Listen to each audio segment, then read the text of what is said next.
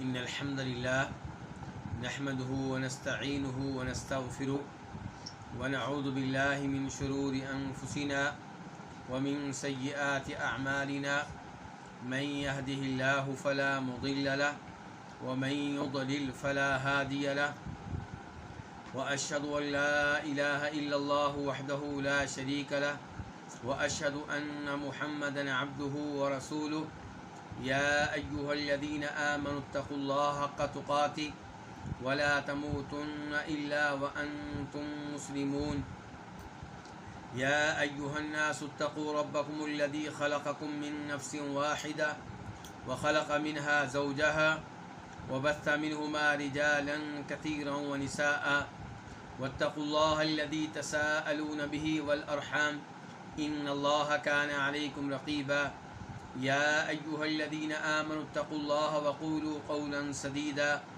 يصلح لكم أعمالكم ويغفر لكم ذنوبكم ومن يطع الله ورسوله فقد فاز فوزا عظيما أما بعد فإن خير الحديث كتاب الله وخير الهدي هدي محمد صلى الله عليه وسلم وشر الأمور محدثاتها وكل محدثة بدعة وكل بدعة ضلالة وكل ضلالة في النار. الوافی بما فی الصحیحین، یہ کتاب صحیح بخاری اور صحیح مسلم کی احادیث پہ مشتمل ہے، اور اس کتاب میں تقریباً 10 مقاصد ہیں، اور ان مقاصد میں سے تیسرا مقصد العبادات، ان احادیث کے بارے میں ہے جن کا تعلق عبادات سے ہے، اور اس تیسرے مقصد میں کئی ایک کتب ہیں. ان کتب میں سے 7ویں کتاب نماز جمعہ، نماز عیدین، نماز کسوف اور نماز استسقاء کے بارے میں ہے، اور اس 7ویں کتاب میں 4 فصلیں ہیں. ان میں سے پہلی فصل نماز جمعہ کے بارے میں ہے اور یہ ہم پڑھ چکے ہیں. دوسری فصل نماز عیدین کے بارے میں ہے اور یہ بھی ہم پڑھ چکے ہیں. اور تیسری فصل نماز کسوف کے بارے میں ہے جس کا ہم آج آغاز کرنے جا رہے ہیں. کسوف کس کو کہتے ہیں؟ کسوف کہتے ہیں سورج گرہن کو، اور خسوف کہتے ہیں چاند گرہن کو. فرق کیا دونوں لفظوں میں؟ کاف کا اور خا کا. کسوف پہلا لفظ کیا ہے؟ کاف. خسوف پہلا لفظ کیا ہے؟ خا.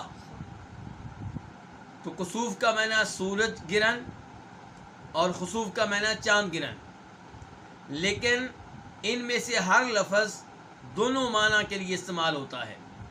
چاند گرہن کو اور سورج گرہن دونوں کو کسوف کہہ لیتے ہیں. تو اس لیے صلاۃ الکسوف کا مطلب یہ ہے کہ وہ نماز جو اس موقع پہ ادا کی جاتی ہے جب سورج کو گرہن لگ جائے یا چاند کو گرہن لگ جائے. اور گرہن لگنا کیا ہوتا ہے؟ سورج یا چاند کی روشنی کا کم ہو جانا، سورج یا چاند کا بے نور ہو جانا، روشنی کے بغیر ہونا.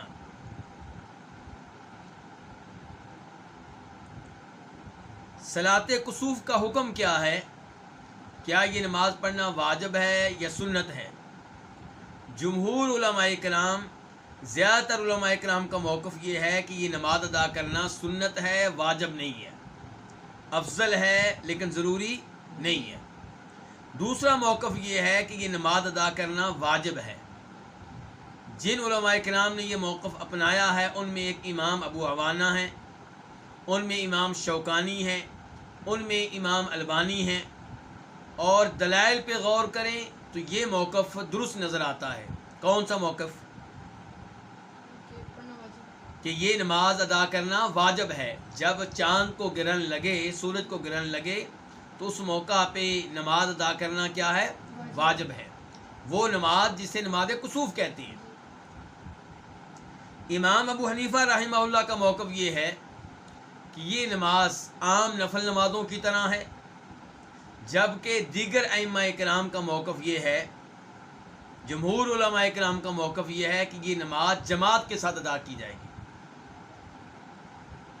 آپ دیکھتے ہوں گے کہ پاکستان میں، انڈیا میں، اردو سپیکنگ ممالک میں عام طور پہ سورج گرہن کے موقع پہ، چاند گرہن کے موقع پہ اس نماز کی باجماعت ادائیگی کا اہتمام نہیں ہوتا؟ کیوں نہیں ہوتا؟ اس کے پیچھے کیا ہے؟ مسلک ہے، اور یہی وہ چیز ہے جس پہ ہمیں افسوس ہوتا ہے، ورنہ ہم الحمدللہ بذات خود تمام ائمہ کرام کو مانتے ہیں، ان کا احترام کرتے ہیں، ان کی عزت کرتے ہیں۔ امام مالک، امام شافعی، امام احمد اور پھر امام ابو حنیفہ رحمہ اللہ، یہ چاروں بزرگ ہمارے امام ہیں۔ ان کے علاوہ بھی کئی بزرگ ہمارے امام ہیں، ہم ان سب کی عزت کرتے ہیں، سب سے علم لیتے ہیں، لیکن ہمارا موقف یہ ہے کہ جب صحیح حدیث آ جائے پھر امام صاحب کی بات کو نہیں لیا جائے گا، اور یہی تعلیمات ہیں کن کی؟ ان عظیم اماموں کی۔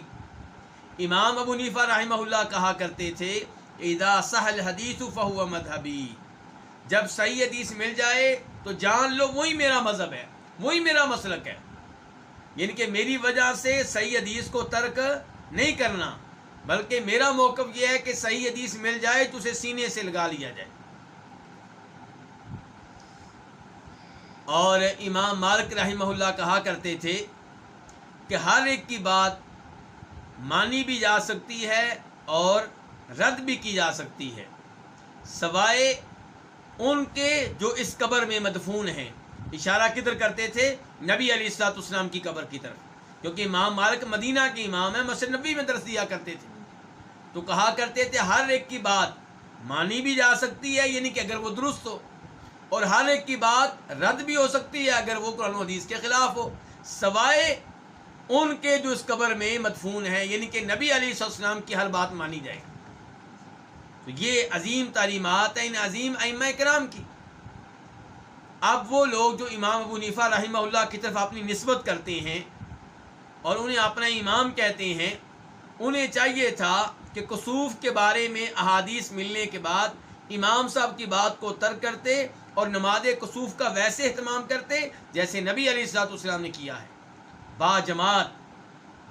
اور آپ کے الفاظ آرڈر کے الفاظ ہیں جن سے محسوس ہوتا ہے کہ اس نماز کو ادا کرنا واجب ہے، لیکن پاک و ہند میں لوگ اس کا اہتمام نہیں کرتے، کیونکہ ان کو بتایا گیا ہے کہ یہ واجب نہیں ہے، کیونکہ ان کو بتایا گیا ہے کہ ہمارے امام صاحب کا موقف یہ ہے کہ جماعت کے بغیر عام نفل ادا کیے جا سکتے ہیں، اس لیے اس نماز کا اہتمام پاک و ہند میں نظر نہیں آتا۔ تو ابھی حدیث نمبر کون سی ہے؟ 571، 571 قاف۔ اس حدیث کو اپنی اپنی کتب میں لانے پہ اتفاق کیا ہے کس کس نے؟ امام بخاری نے اور امام مسلم نے۔ عن المغیرہ بن شعبہ قال، جناب مغیرہ بن شعبہ رضی اللہ تعالیٰ عنہ سے روایت ہے، وہ کہتے ہیں کسفت الشمس علی عہد رسول اللہ صلی اللہ علیہ وسلم، کہ نبی صلی اللہ علیہ وسلم کے زمانے میں سورج کو گرہن لگا۔ کس کو گرہن لگا؟ سورج کو۔ کب؟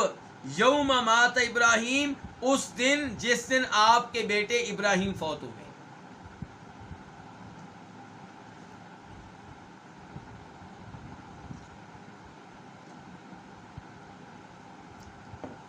تو یہ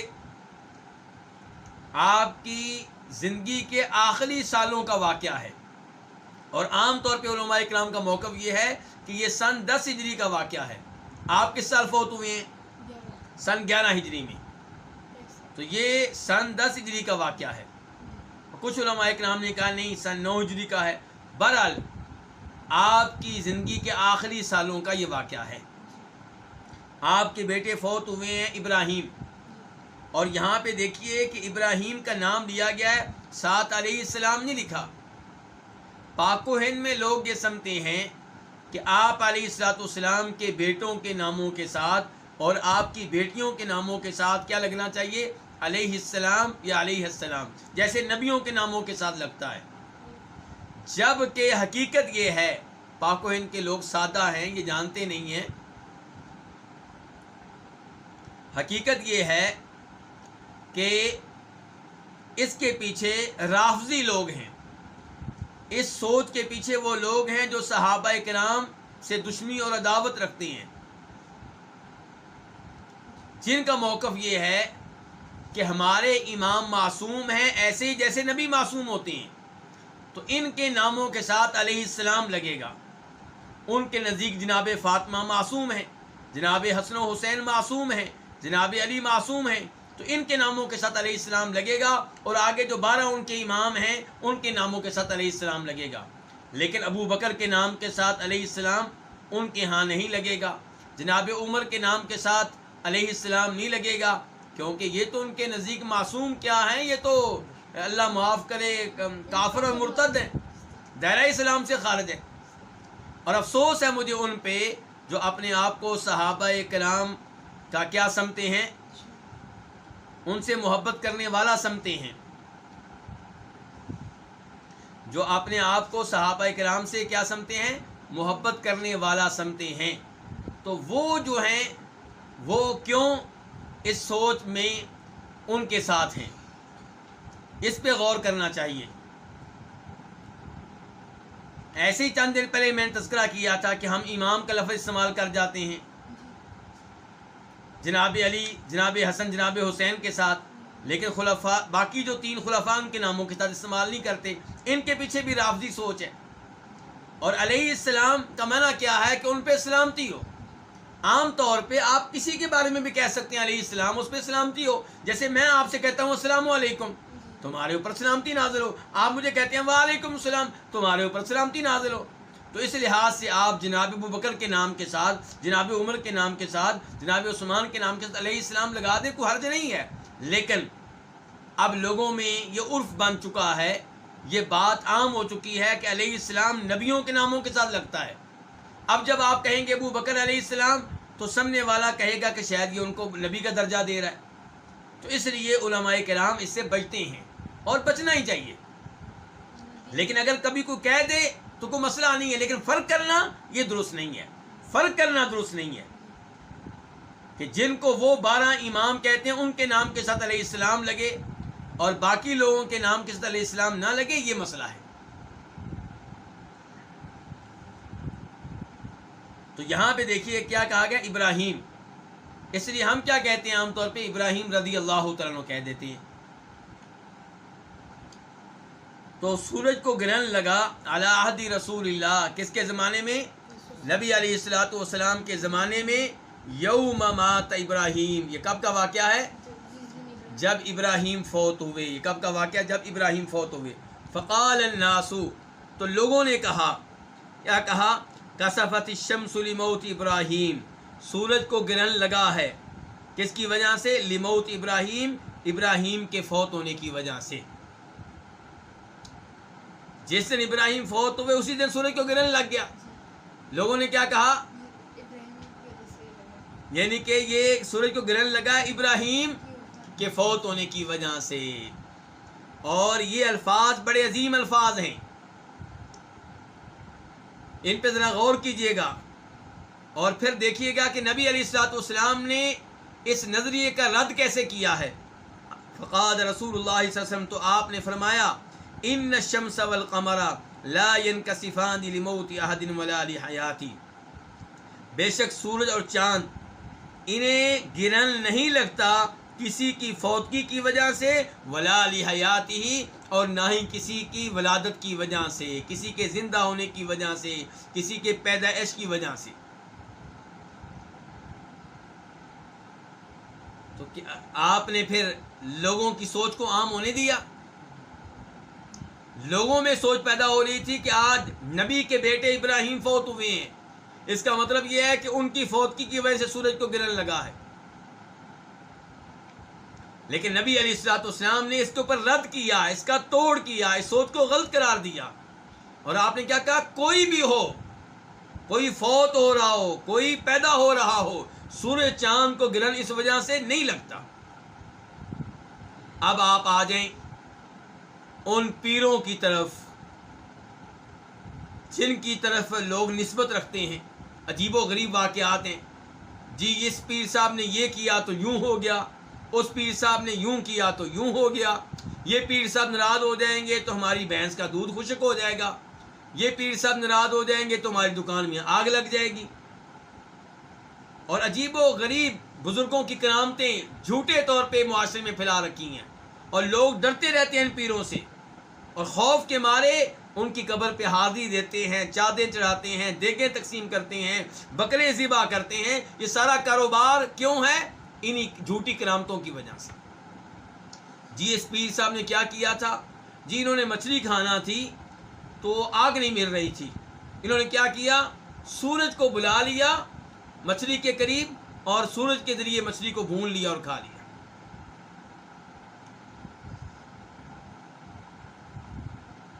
नजूमी आमिल हर साल पेशीन गोइयाँ जारी करते हैं, इस साल ये होगा ये होगा। कितनी पेशीन गोइयाँ जारी करते हैं? 100।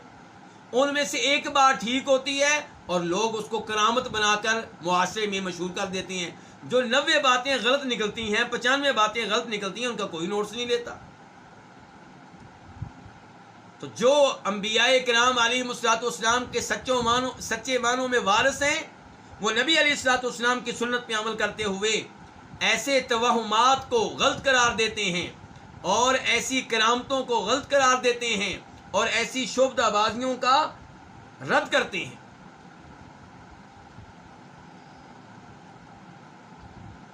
उसके बाद पहले तो आपने बता दिया कि ग्रहण किसी की फौतगी की वजह से या किसी की विलादत की वजह से न लगा है न लगा है, न लगता है न लगा है।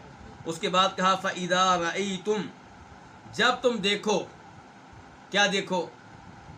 सूरज चांद में से किसी को ग्रहण लगा हुआ है। फसल्लू, तो क्या करो? नमाज पढ़ो। वदउल्लाह, और अल्लाह से दुआएं करो।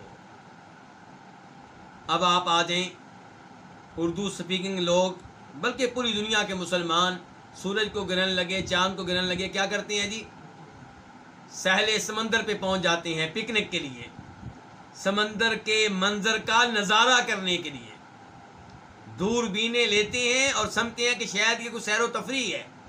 और नबी अलैहिस्सलाम क्या फरमा रहे हैं? जब तुम ये सूरत हाल देखो, नमाज़ें पढ़ो, अल्लाह से दुआएं करो। और मज़ीद तालीमात आपकी उस हदीस में आएंगी जो हम अभी पढ़ने वाले हैं, उससे पता चलेगा, यानी कि इस मौजू पे जितनी हदीसें आती हैं उनको मिलाकर पता चलेगा कि जब सूरज को ग्रहण लग जाए अल्लाह से दुआएं करनी चाहिए, अल्लाह अकबर कहना चाहिए, अल्लाह की किबरियाई का ऐलान करना चाहिए, नमाज़ें पढ़नी चाहिए, सदका खैरात करना चाहिए, तौबा इस्तिग़फ़ार करनी चाहिए। और हमारे लोग इसको सैर व तफरीह समझते हैं, खुशी का मौका समझते हैं, पिकनिक का मौका समझते हैं। हम बिल्कुल शरीयत के खिलाफ चल रहे हैं।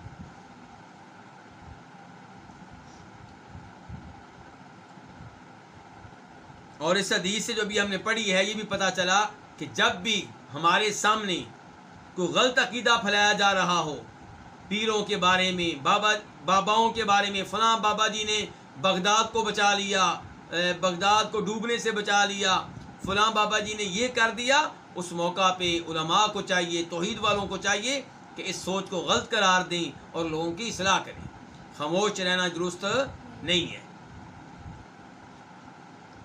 हदीस नंबर 572 काफ, इस हदीस के बयान करने पे इत्तेफाक है किसका? इमाम बुखारी का और इमाम मुस्लिम का। अन आयशा अन्नहा क़ालत खसफ़त अश-शम्सु फ़ी अहदी रसूलिल्लाहि सल्लल्लाहु अलैहि वसल्लम। जनाब आयशा रज़ी अल्लाहु तआला से रवायत है, वो कहती हैं खसफ़त अश-शम्सु, सूरज को क्या लगा? अच्छा गौर कीजिए, पहली हदीस में अश-शम्स, सूरज से पहले लफ्ज़ क्या आया था? कसफ़त, और यहाँ पे शम्स से पहले लफ्ज़ क्या है? खसफ़त। इसीलिए मैंने कहा था कि लफ्ज़ी माना बुनियादी तौर पे कुसूफ़ का है सूरज को ग्रहण लगना और खुसूफ़ का है चाँद को, लेकिन दोनों लफ्ज़ दोनों माना के लिए इस्तेमाल होते हैं। तो जनाब आयशा फरमा रही, सूरज को ग्रहण लगा अल्लाह के रसूल अलैहिस्सलातु वस्सलाम के ज़माने में, और ये वही मौका है जिसका तज़किरा पहली हदीस में हुआ है। फ़सल्ला रसूलुल्लाह सल्लल्लाहु अलैहि वसल्लम बिन्नास, तो रसूलुल्लाह सल्लल्लाहु अलैहि वसल्लम ने लोगों को नमाज पढ़ाई। फ़क़ामा, तो आपने क़ियाम किया, नमाज पढ़ाई। अब उसकी तफसील, कैसे नमाज पढ़ाई? फ़क़ामा, तो आपने क्या किया? क़ियाम किया। फ़अताल अल-क़ियाम, तो आपने क़ियाम को लंबा किया, यानी कि सूरह फातिहा के बाद लंबी तिलावत की आपने, बहुत ज़्यादा तिलावत की आपने। ثم رکع پھر آپ نے کیا کیا؟ رکوع کیا. فاطال الرکوع تو آپ نے رکوع کو لمبا کیا. ثم قام پھر آپ نے کیا کیا؟ قیام کیا، یعنی کہ رکوع سے کھڑے ہو گئے دوبارہ، پھر قیام کیا. فاطال القیام تو آپ نے قیام کو لمبا کیا. وہو دون القیام الاولی اور یہ کون سا دوسرا قیام؟ اور یہ قیام دون القیام الاول پہلے قیام سے چھوٹا تھا. یہاں پہ میرے وہ بھائی جو پہلی بار نماز کسوف کے بارے میں حدیث پڑھ رہے ہیں وہ ذہن میں رکھیں کہ نماز کسوف عام نماز سے کچھ مختلف ہے. عام نمازوں میں ہر رکعت میں کتنے رکوع ہوتے ہیں؟ 1. سجدے کتنے ہوتے ہیں؟ 2. نماز کسوف میں عام طور پہ کتنے رکوع ہوتے ہیں؟ 2. اور کچھ حدیث میں 3 کا بھی آیا ہے، 4 کا بھی آیا ہے، لیکن عام طور پہ کتنا آیا ہے؟ 2. یعنی کہ آپ قیام سے رکوع میں جائیں گے، رکوع کے بعد کھڑے ہو کے پھر تلاوت کریں گے، پھر رکوع میں جائیں گے اور پھر آپ کھڑے ہوں گے، اب آپ سجدے میں جائیں گے. تو اب یہاں پہ دیکھیے کہ آپ نے دوسری بار قیام کیا تو یہ قیام بھی لمبا کیا. وہو دون القیام الاولی اور یہ کون سا؟ دوسرا قیام دون القیام الاولی پہلے قیام سے ہلکا تھا. ثم رکع پھر آپ نے رکوع کیا. یہ رکوع نمبر کون سا ہو گیا؟ 2. پہلی رکعت کا رکوع نمبر 2. فاطال رکوع تو آپ نے رکوع کو کیا کیا؟ لمبا کیا، یہ رکوع میں خوب تسبیحات پڑھی.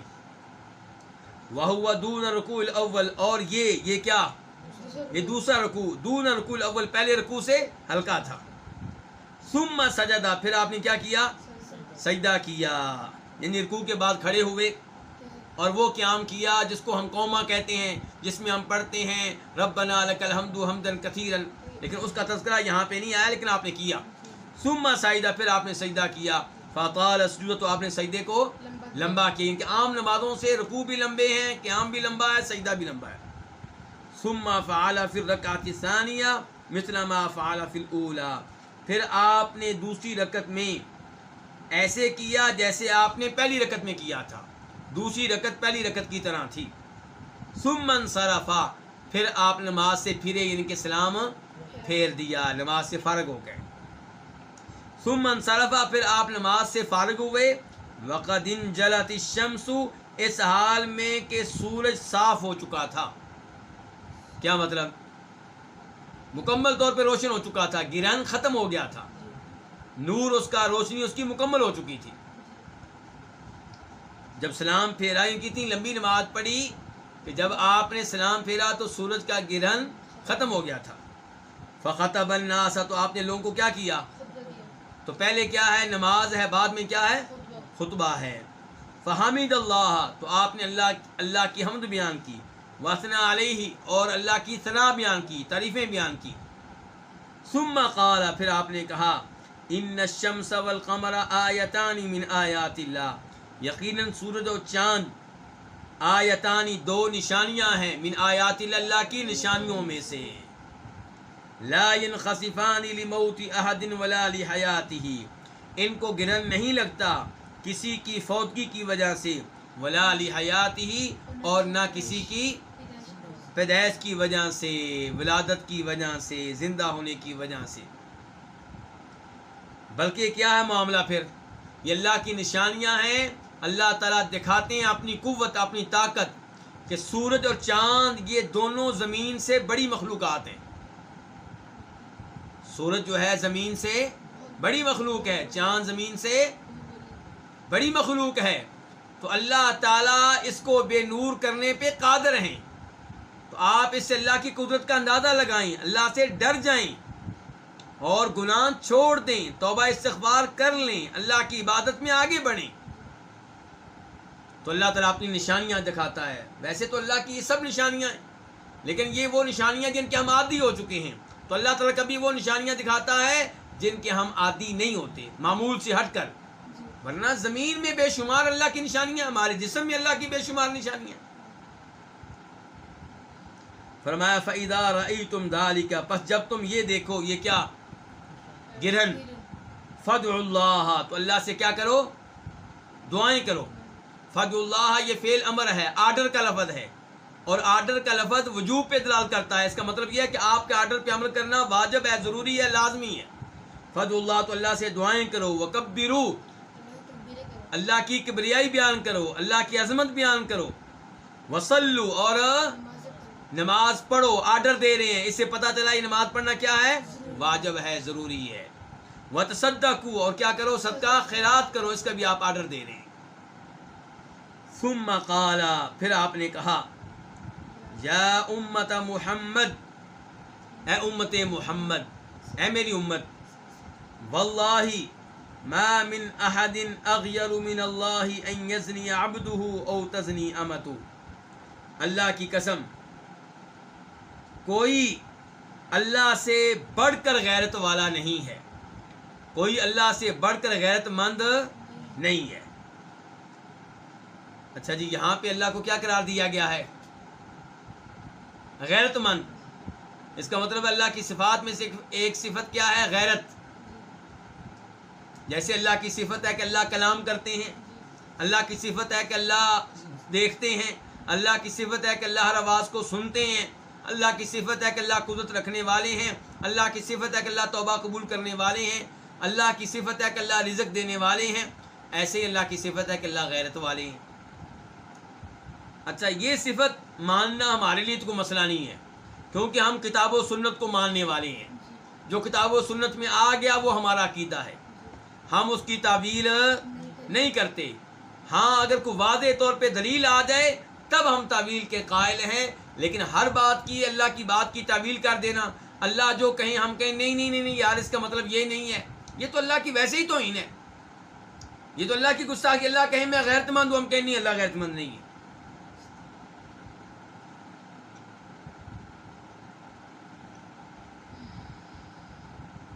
یہ اللہ کی تقدیس کے نام پہ ایک عجیب تماشا قائم کر رکھا ہے لوگوں نے. اور مسلمانوں میں سے اکثر لوگ اللہ کی صفات کی تعویل کرنے والے ہیں. پاک و ہند میں بھی زیادہ تر علماء کرام اللہ کی صفات کی کیا کرنے والے ہیں؟ تعویل کرنے والے ہیں. اس لیے تفسیر جو آپ پڑھنا چاہیں اس کا انتخاب دھیان سے کریں. عام لوگوں کے لیے وہ تفسیر بہترین ہے جو مسجد نبوی میں سعودی حکومت نے رکھوائی ہے، جس کا جائزہ 4-5 قابل اعتبار علماء کرام نے لیا ہے، جس کو تفسیر احسن البیان کہتے ہیں، جو مکتبہ دارالسلام سے احسن البیان کے نام سے مل جاتی ہے، یا پھر شافات پرنٹنگ پریس سے آپ لے لیں جا کے، جو مدینہ منورہ میں قائم ہے. یہ بہترین تفسیر ہے، اور اگر آپ کو کہیں سے نہ ملے تو کم از کم یہ PDF کی شکل میں تو آپ کو نیٹ سے مل جائے گی، گوگل سے مل جائے گی. اس تفسیر کا اہتمام کریں، اس میں اللہ کی صفات کی تعویل نہیں ہے. ورنہ عام طور پہ کیا ہے کہ اللہ اپنا تعارف کراتے ہیں کہ میں یہ کرتا ہوں، یہ علماء کرام آگے سے کہتے ہیں نہیں اللہ یہ نہیں کر سکتا، یہ اللہ کے شیان شان ہے. شیان شان نہیں ہے. اب اسی چیز کو دیکھ رہے ہیں، غیرت کو کہتے ہیں. غیرت کس کو کہتے ہیں؟ غیرت کہتے ہیں غصے کا جوش مارنا. غیرت کس کو کہتے ہیں؟ غصے کا جوش مارنا. اور اللہ تعالیٰ کے بارے میں کہا جائے کہ اللہ کا غصہ جوش مارتا ہے، یہ تو مناسب ہی نہیں ہے. پھر جی اللہ نے تو لفظ بول دیا غیرت کا، کہتے ہیں ہم اس کی تعویل کریں گے. کیا تعویل کریں گے؟ کہتے ہیں اس کی تعویل ہم یہ کر لیں گے، غیرت کا معنی ہے کہ اللہ تعالیٰ غیرت مند ہیں، ان کے اللہ تعالیٰ روکنے والے ہیں. کس چیز سے؟ جس کا تذکرہ آگے آ رہا ہے، کیونکہ جس چیز پہ اللہ غیرت کرتے ہیں اس سے اللہ تعالیٰ روکنے والے ہیں. اور کبھی کہتے ہیں اس کا مطلب ہوتا ہے اللہ تعالیٰ انتقام کا ارادہ رکھنے والے ہیں. کس کا؟ انتقام کا ارادہ رکھنے والے ہیں. تو اس قسم کی یہ لوگ تعویلیں کرتے ہیں. ہمارا عقیدہ کیا ہے کہ اللہ غیرت مند ہیں، اللہ غیرت رکھنے والے ہیں، لیکن اللہ کی غیرت میں وہ عیب، وہ کمزوری نہیں ہے جو مخلوق کی غیرت میں ہوتی ہے. جیسے آپ یہ مانتے ہیں کہ اللہ تعالیٰ کلام کرنے والے ہیں، تو ہم کلام کرتے ہیں تو ہمارے کلام میں تو 100 غلطیاں ہیں. بولنا ہی نہیں آتا، مجھے بولنا نہیں آتا، کئی لفظ غلط بول جاتا ہوں. جس موقع پہ جو لفظ بولنا ہوتا ہے کئی دفعہ اس کے انتخاب میں مشکل پیش آتی ہے. لیکن اللہ کلام کرتے ہیں، اللہ کے کلام میں کوئی کمی، کوئی عیب نہیں ہے. اور میں نے کلام شروع کیا تھا جب میں یعنی کہ کوئی 2-3 سال کا ہوا تھا، جب کہ اللہ تعالیٰ ازل سے ابد تک کلام کرنے والے ہیں. اللہ کے کلام میں کوئی انقطاع نہیں ہے. میں جب فوت ہو جاؤں گا کلام ختم ہو سکتا ہے فوت ہونے سے پہلے ہی اللہ تعالیٰ قوت گویائی واپس لے لے. اللہ مجھے بھی آپ سب کو صحت تندرستی دے. تو ہماری ہر صفت میں عیب ہیں اور اللہ کی کسی بھی صفت میں کوئی عیب نہیں ہے. آپ کو کس نے کہا ہے کہ آپ اللہ کی غیرت کو مخلوق کی غیرت سے ملائیں اور پھر اس میں عیب نکالیں اور پھر کہیں کہ اللہ میں غیرت نہیں ہے؟ یہ عجیب طریقہ آپ نے نکال رکھا ہے. آپ اس کی بجائے یہ کیوں نہیں کہتے کہ اللہ غیرت والے ہیں، کیونکہ اللہ نے بتا دیا ہے، لیکن اللہ کی غیرت ویسے ہے جیسے اللہ کے شایان شان ہے. اور اللہ کی غیرت کا تذکرہ صرف اس حدیث میں نہیں آیا، ایک اور حدیث میں بھی آیا، میں آپ کے سامنے رکھنا چاہتا ہوں. جناب ابو ہریرہ روایت کرتے ہیں کہ نبی علیہ السلام نے فرمایا ان اللہ یغار، اللہ تعالیٰ غیرت مند ہیں. وغیرت اللہ یأتی المرء ما حرم اللہ علیہ، اور اللہ کی غیرت یہ ہے کہ انسان وہ کام کرے جس کو اللہ نے حرام قرار دیا ہے. امام ابو یعلا اور امام ابن القیم یہ دونوں وہ امام ہیں جو اللہ کی صفات کی تعویل نہیں کرتے. تو یہ بتاتے ہیں کہ غیرت کا معنی کیا ہے. غیرت کہتے کس کو ہیں؟ کہتے ہیں غیرت کا مطلب ہوتا ہے کسی چیز کو ناپسند کرنا، کسی چیز کو ناپسند کرنا، برا جاننا. تو یہ ہوتی ہے غیرت. تو اللہ تعالیٰ غیرت کرنے والے ہیں، اللہ تعالیٰ کئی چیزوں کو ناپسند کرتے ہیں. اب اسی حدیث کو لے لیں جو بھی ہم پڑھ رہے ہیں، دوبارہ اس کی طرف آپ آ دیں کہ واللہ، اللہ کی قسم. کون قسم اٹھا رہے ہیں؟ اللہ تعالیٰ کی. نبی علیہ الصلوۃ والسلام، ما من احد، کوئی ایسا نہیں ہے، اغیر من اللہ، جو اللہ سے بڑھ کر غیرت مند ہو، جو اللہ سے بڑھ کر غیرت رکھنے والا ہو. کس معاملے میں؟ ان یزنی عبدہ، کہ اس کا بندہ زنا کرے، او تزنی امتہ، یا اس کی لونڈی زنا کرے، اس کی بندی زنا کرے. یعنی کہ جب کوئی مرد یا کوئی اور زنا کرتا ہے تو اللہ تعالیٰ کو اس پہ غیرت آتی ہے. اللہ تعالیٰ اس چیز کو ناپسند کرتے ہیں، اللہ تعالیٰ اس کو برا جانتے ہیں، اللہ تعالیٰ کو اس پہ غیرت آتی ہے.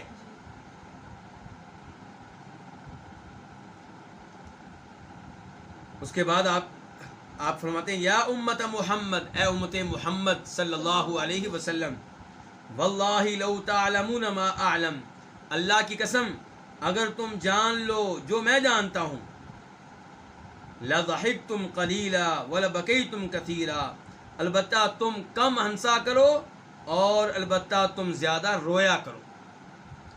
یعنی کہ کوئی انسان اگر ہر وقت لطیفے سناتا رہتا ہے، ہنستا رہتا ہے، ہنساتا رہتا ہے، اس کا مطلب یہ ہے کہ اس کے پاس علم کی کمی ہے. کون سے علم کی؟ دین کے علم کی، شریعت کے علم کی. اس کا مطلب یہ ہے کہ وہ بھول گیا کہ میرا اللہ مجھے دیکھ رہا ہے.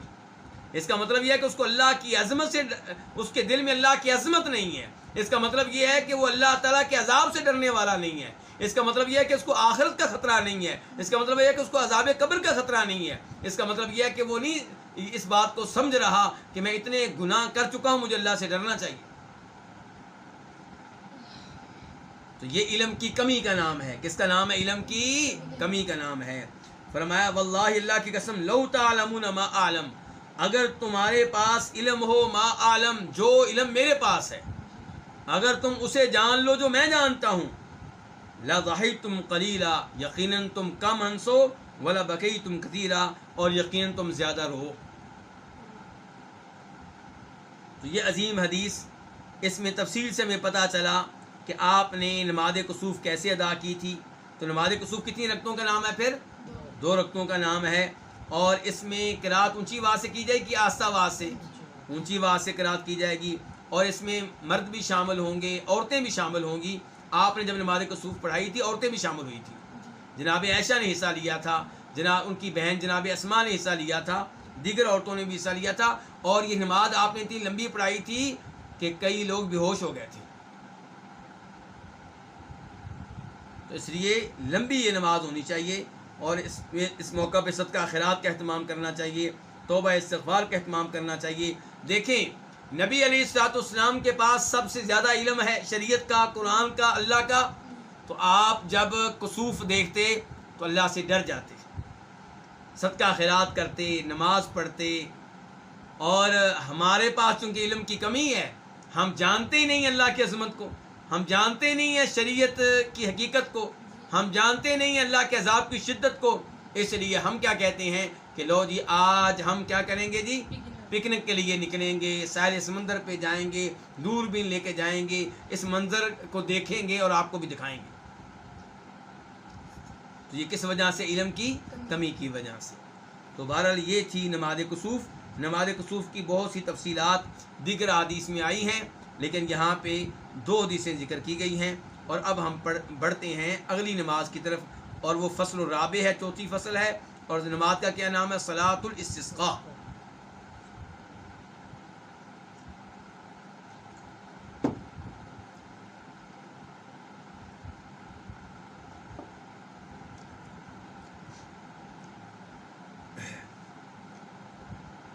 استسقاء کس کو کہتے ہیں؟ نستعین کا معنی کیا؟ ایاک نعبد و ایاک نستعین. نستعین کا معنی کیا؟ ہم مدد مانگتے ہیں، چاہتے ہیں. یہ مانگنا اور چاہنا یہ کس کا معنی ہے؟ سین کا. نستعین میں جو سین ہے اس کا معنی کیا ہے؟ مدد مانگنا، چاہنا. اور باقی کیا ہے؟ اون، اس کا معنی ہو گیا مدد. تو یہاں پہ کیا ہے؟ استسقاء. اس لفظ میں جو پہلی سین ہے اس کا معنی کیا ہے؟ مانگنا. تو استسقاء بارش مانگنا، پانی مانگنا، بارش کا سوال کرنا، پانی کا سوال کرنا، بارش کی دعا کرنا، کیونکہ دعا کرنا کے معنی تو مانگنا ہوتا ہے نا. تو صلاۃ الاستسقاء وہ نماز جو بارش مانگنے کے لیے پڑھی جاتی ہے، وہ نماز جو بارش کی دعا کے لیے پڑھی جاتی ہے. اور یہاں پہ بھی پہلے نمبر پہ میں یہ کہنا چاہوں گا کہ آپ دیکھیں گے کہ پاک و ہند میں اردو سپیکنگ لوگوں میں نماز استسقاء کا اہتمام نہیں ہے. نماز کسوف کا آپ نے دیکھ لیا، احادیث بخاری مسلم کی، پھر بھی لوگوں کا اہتمام نہیں ہے. کیوں؟ کیونکہ ہمارے یہاں عام طور پہ علماء کرام جو ہیں وہ امام ابو حنیفہ رحمہ اللہ کی طرف اپنی نسبت کرتے ہیں.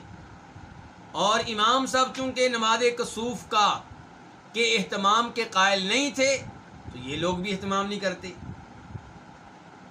اور اب ہے نماز استسقاء، اس کی بھی یہی صورتحال ہے. پاک و ہند میں نماز استسقاء کا اہتمام نہیں ہے. کہسالی ہوتی ہے، بارشیں نہ ہونے کی وجہ سے لوگ پریشان ہوتے ہیں، کسان رو رہے ہوتے ہیں، لیکن کوئی بھی نماز استسقاء کا اہتمام نہیں کرتا.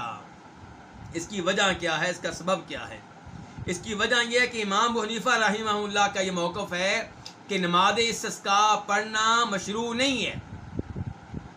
کہتے ہیں نماز استسقاء پڑھنا مسنون نہیں ہے، اور نہ اس نماز کے لیے نکلنا چاہیے. اور وہ کہتے ہیں اس کی جگہ پہ اہتمام کریں دعا کرنے کا. کیا کر لیں آپ؟ دعا کریں. لیکن اس موقع پہ نماز پڑھنا، بارش کی دعا کے لیے نماز پڑھنا اور شہر سے باہر نکل کے جانا وہاں نماز پڑھنا، وہ کہتے ہیں یہ مسنون نہیں ہے، یہ نبی علیہ السلام کا طریقہ نہیں ہے. جبکہ صحیح بات کیا ہے؟ ایک نہیں کئی احادیث ہیں جن سے پتہ چلتا ہے کہ نبی علیہ السلام نے نماز استسقاء ادا کی ہے. اسی لیے امام ابو حنیفہ رحمہ اللہ کے شاگرد امام محمد، کون؟ امام محمد، جن کی طرف ایک موطا کی نسبت ہے، موطا امام احمد کہتے ہیں. امام مالک کی کتاب ہے موطا، اس کی روایت کرنے والوں میں امام ابو حنیفہ رحمہ اللہ کے شاگرد امام محمد بھی ہیں. تو وہ اس کتاب میں کہتے ہیں کہ ہمارے صاحب، ہمارے استاد امام ابو حنیفہ رحمہ اللہ نماز استسقاء کے قائل نہیں تھے، لیکن ہم اس کے قائل ہیں. امام صاحب کے شاگرد کیا کہہ رہے ہیں؟ بولیے ذرا. کہ ہمارے استاد اس نماز کے قائل نہیں تھے لیکن ہم اس کے قائل ہیں. یہ ہمارا مطالبہ ہے پاکستان، انڈیا کے لوگوں سے کہ جو کچھ امام صاحب کے شاگرد نے کیا حدیث ملنے کی بنیاد پہ، وہی کچھ آپ کریں. امام ابو حنیفہ رحمہ اللہ اور دیگر 3 امام یہ بڑے لوگ ہیں، ان کی عزت کریں، ہم بھی کرتے ہیں. ان کا احترام کریں، ہم بھی کرتے ہیں. ان کے علم سے فائدہ اٹھائیں، ہم بھی اٹھاتے ہیں.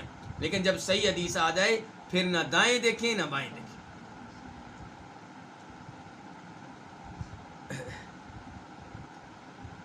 تو پہلا باب کیا؟ باب صلاۃ الاستسقاء. پہلا باب کس کے بارے میں؟ نماز استسقاء کے بارے میں. تو استسقاء آپ سمجھ گئے نا؟ استسقاء کا معنی کیا ہے؟ بارش کی دعا کرنا، بارش کا سوال کرنا. حدیث نمبر 573 573 قاف. اس حدیث کو اپنی کتب میں جگہ دی کس نے؟ امام بخاری نے اور امام مسلم نے.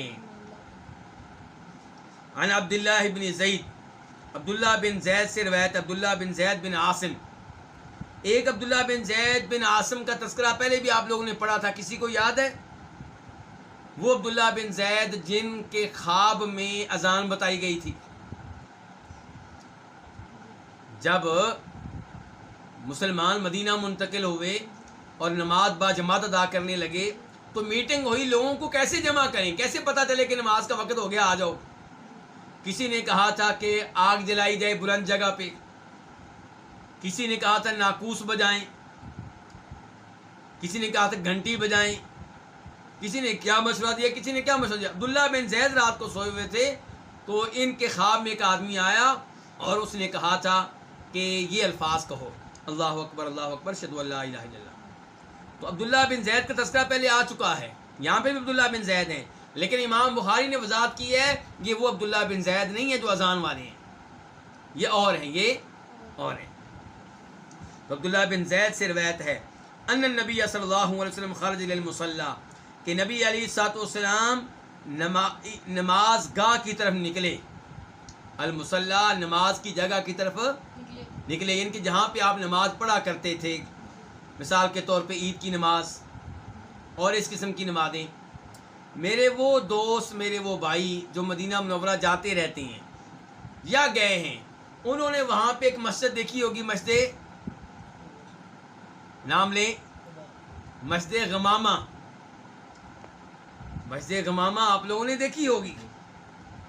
تو یہ مسجد غمامہ کے بارے میں مشہور ہے کہ یہ اس جگہ قائم کی گئی ہے جہاں پہ نبی علیہ السلام نماز استسقاء ادا کیا کرتے تھے. غمامہ کس کو کہتے ہیں؟ بادلوں کو. تو نبی علیہ الصلوۃ والسلام نکلے الی المصلی، کس کی طرف؟ نماز کی جگہ کی طرف. فاستسقى، تو آپ نے بارش کی دعا مانگی. فاستقبل القبلۃ، تو آپ نے قبلے کی طرف منہ کیا. دعا کرتے ہوئے منہ کدھر کیا؟ قبلے کی طرف منہ کیا. وقلب رداءہ، اور یہاں پہ یہ بتا دوں کہ دعا کرتے ہوئے قبلے کی طرف منہ کریں، یہی افضل اور یہی بہتر ہے. لیکن آپ کسی بھی جانب منہ کر کے دعا کر سکتے ہیں. قبرستان میں جب آپ جائیں گے تو آپ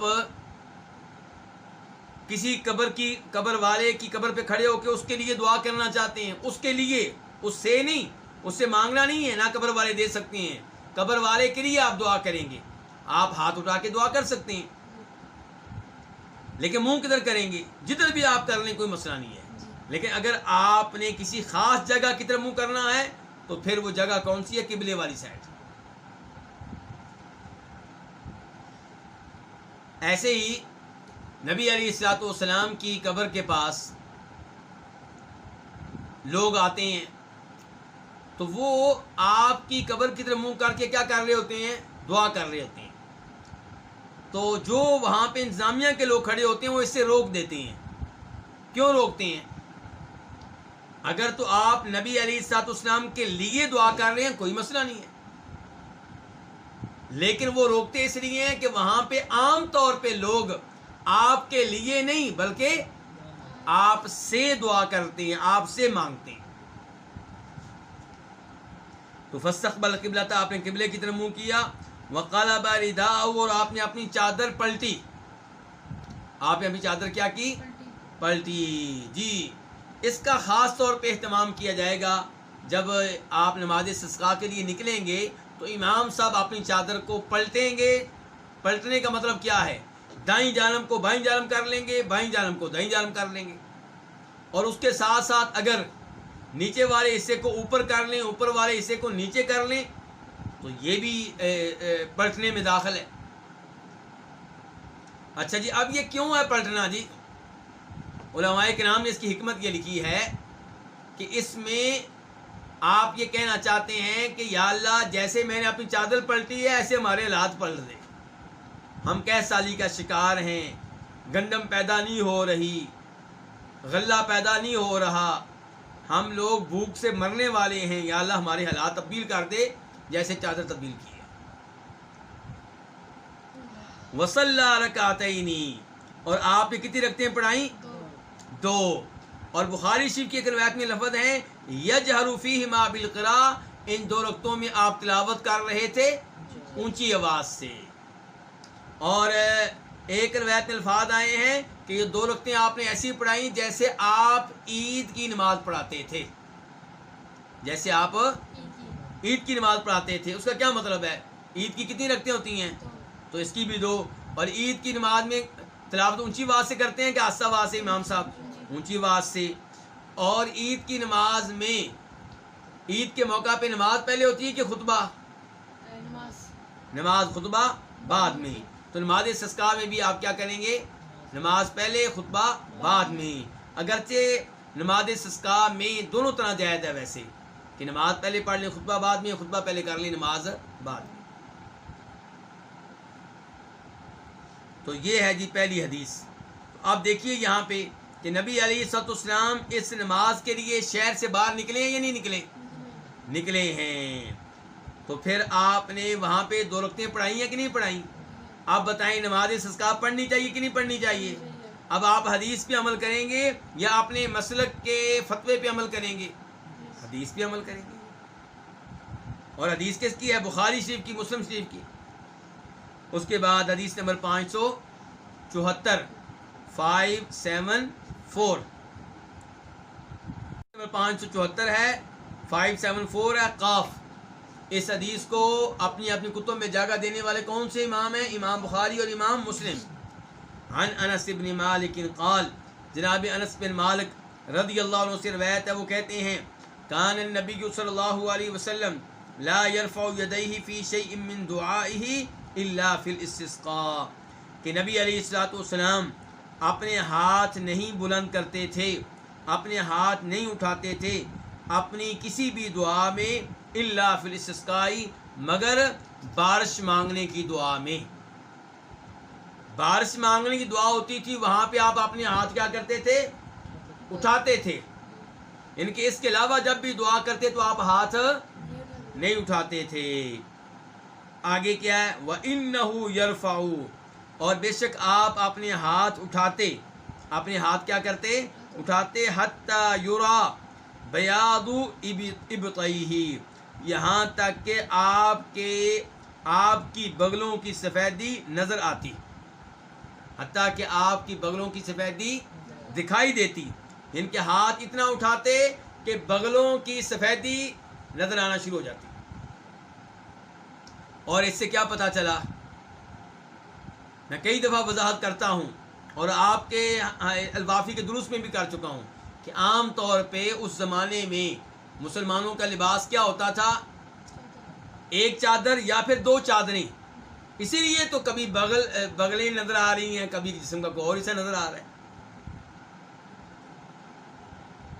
تو اب مسئلہ یہ ہے کہ آپ ہاتھ اتنے بلند کرتے کہ آپ کی بغلوں کی سفیدی دکھائی دیتی. ایسے دیکھیں نا, جب اس طرح آپ ہاتھ اٹھائیں گے تو بغلوں کی سفیدی نظر آئے گی. لیکن یہاں پہ عجیب بات یہ ہے کہ انس بن مالک کہہ رہے ہیں کہ آپ کسی بھی دعا میں ہاتھ نہیں اٹھاتے تھے سوائے بارش کی دعا کے. تو کیا یہ بات صحیح ہے؟ ابھی تھوڑی دیر پہلے میں بیان کر رہا تھا کہ آپ کسی کی قبر پہ جا کے ہاتھ اٹھا کے اس کے لیے دعا کر سکتے ہیں, اور یہ مسلم شریف کی حدیث ہے کہ نبی علیہ السلام بقیع قبرستان میں گئے اور آپ نے 3 دفعہ ہاتھ اٹھا کر قبر والوں کے لیے دعا کی. ایسے ہی سورج گرہن کے موقع پہ بھی آپ نے ہاتھ اٹھا کے دعا کی تھی. اس کے علاوہ حج میں آپ نے میدان عرفات میں ہاتھ اٹھا کے دعا کی تھی. اس کے علاوہ مزدلفہ میں آپ نے فجر کے بعد ہاتھ اٹھا کے دعا کی تھی. اس کے علاوہ آپ صفا مروہ پہ، صفا پہاڑ پہ بھی، مروہ پہاڑ پہ بھی ہاتھ اٹھا کے دعا کرتے تھے۔ اس کے علاوہ آپ حج میں 11 اور 12 تاریخ کو پہلے جمرہ اور دوسرے جمرے کو کنکریاں مارنے کے بعد ہاتھ اٹھا کے دعا کرتے تھے۔ آپ نے دیگر کئی مواقع پہ ہاتھ اٹھا کے دعا کی ہے، تو پھر انس بن مالک کیوں کہہ رہے ہیں کہ آپ بارش کی دعا کے علاوہ کسی بھی دعا کے موقع پہ ہاتھ نہیں اٹھاتے تھے، یعنی کہ ہاتھ اٹھائے بغیر دعا کرتے تھے؟ تو اس سوال کا جواب یہ ہے پہلے نمبر پہ کہ شاید انس بن مالک یہ کہنا چاہتے ہیں کہ بارش کی دعا کے موقع پہ ہاتھ اٹھانے میں آپ جس قدر مبالغہ کرتے تھے، باقی دعاؤں میں ہاتھ اٹھانے میں اتنا مبالغہ آپ دیکھیں نا کیا کہہ رہے ہیں انس بن مالک کہ بارش کی دعا کے موقع پہ آپ ہاتھ اتنے اٹھاتے کہ آپ کے بغلوں کی سفیدی نظر آتی، تو باقی دعاؤں میں آپ اس قدر مبالغہ کے ساتھ ہاتھ نہیں اٹھاتے تھے کہ آپ کی بغلوں کی سفیدی نظر آ جائے۔ باقی دعاؤں کے موقع پہ آپ نارمل انداز میں ہاتھ اٹھاتے ہوں گے۔ یا پھر انس بن مالک یہ کہنا چاہتے ہیں کہ جب بارش کے لیے آپ دعا کرتے تھے تو وہ آپ کی دعا اور ہاتھ اٹھانا دیگر دعاؤں سے مختلف ہوتا تھا۔ دیگر مواقع پہ آپ ہاتھ اٹھاتے تھے ایسے، ہتھیلی کا اوپر کا حصہ کدھر ہے؟ اللہ تعالیٰ کی طرف، آسمانوں کی طرف۔ لیکن بارش کی دعا کرتے تھے تو آپ کیسے کرتے تھے؟ اپنے ہاتھ الٹے کر دیتے تھے، آپ کی ہتھیلیوں کا اوپر کا حصہ اللہ کی طرف ہوتا تھا، اور یہ صحیح حدیث سے ثابت ہے کہ آپ بارش کی دعا اس انداز میں آپ نے کی ہے۔ تو شاید انس بن مالک کہنا چاہتے ہیں کہ بارش کی دعا کے علاوہ دیگر دعاؤں کے موقع پہ آپ اپنے ہاتھ اس انداز سے نہیں اٹھاتے تھے کہ آپ اپنے ہاتھوں کو کیا کر لیتے ہیں؟ الٹ کر لیتے ہوں۔ تیسرے نمبر پہ یہ بھی کہا جا سکتا ہے کہ انس ابن مالک رضی اللہ تعالیٰ اپنا علم بتا رہے ہیں کہ میں نے نبی علیہ الصلوۃ والسلام کو نہیں دیکھا کہ آپ نے کسی دعا میں ہاتھ اٹھائے ہوں سوائے استسقاء کی نماز کے۔ دیگر صحابہ کرام نے دیگر مواقع پہ بھی دیکھا۔ تو ایک رائے یہ بھی ہے کہ انس بن مالک کا مطلب یہ ہوگا، اگرچہ یہ رائے کمزور ہے، اگرچہ یہ رائے اتنی مضبوط نہیں ہے۔ ایک چوتھی رائے یہ بھی سامنے آئی ہے کہ شاید انس بن مالک یہ کہنا چاہتے ہیں کہ خطبہ دیتے ہوئے ممبر پہ کھڑے ہو کے آپ نے کبھی بھی ہاتھ اٹھا کے دعا نہیں کی سوائے بارش کی دعا کی۔ سمجھے کہ انس بن مالک یہ کہنا چاہتے ہوں گے کہ آپ نے ممبر پہ کھڑے ہو کر خطبہ دیتے ہوئے کوئی بھی دعا کی ہو تو آپ نے ہاتھ نہیں اٹھائے سوائے بارش کی دعا کی۔ تو یہ کتنی آرام میں نے آپ کے سامنے رکھی ہیں؟ 4۔ ان میں سے پہلی اور آخری رائے یہ کافی مضبوط ہے۔ کون کون سی مضبوط ہیں؟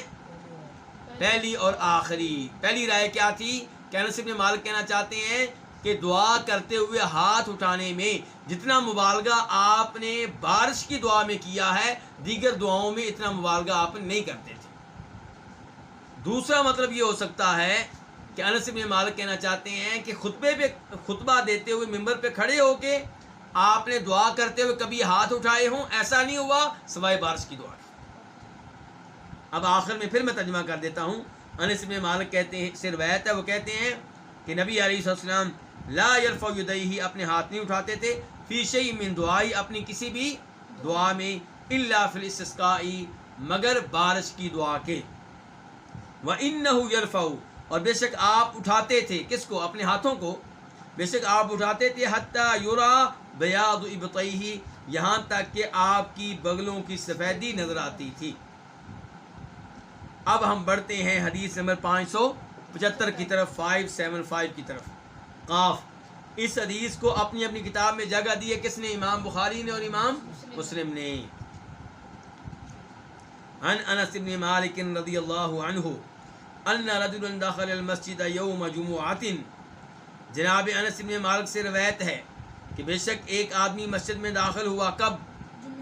جمعہ کے دن۔ اچھا، داخل ہوا مسجد میں، اب مسجد کے کون سے دروازے سے داخل ہوا؟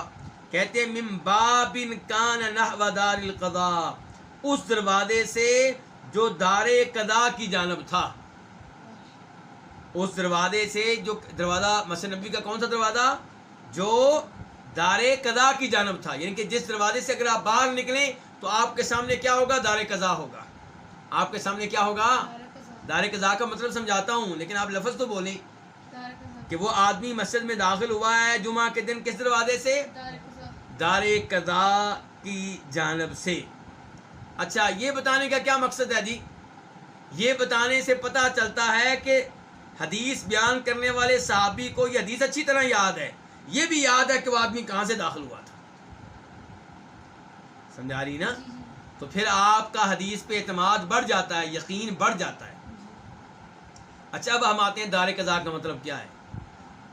اگر کسی کو اس حدیث کے دار قضاء کے لفظ کے پس منظر کا علم نہیں ہوگا تو وہ کہے گا شاید اس کا مطلب یہ ہے کہ دار قضاء عدالت، قضاء فیصلہ، دار گھر، فیصلے کا گھر، یعنی کہ عدالت، یعنی کہ مسجد نبوی کے اس دروازے سے داخل ہوا جس دروازے کے باہر آج کل عدالت قائم ہو چکی ہے. بعد میں اس دروازے کے قریب میں سامنے کیا قائم کی گئی؟ عدالت قائم کی گئی، کورٹ قائم کی گئی، سپریم کورٹ کی بلڈنگ جہاں پہ ہے.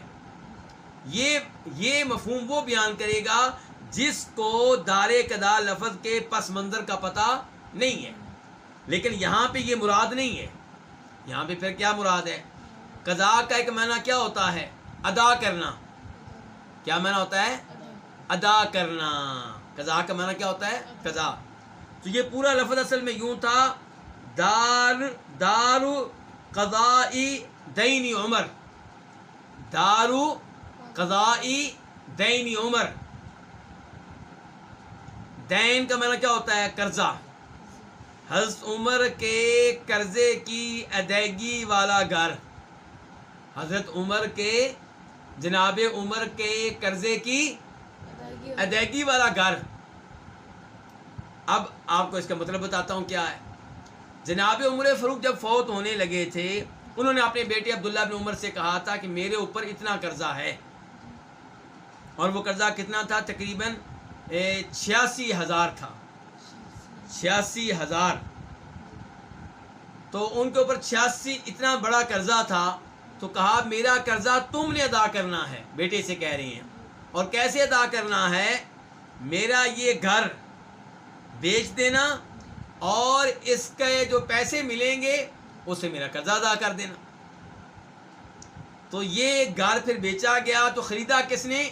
ہمارے چھٹے خلیفہ راشد امیر معاویہ نے.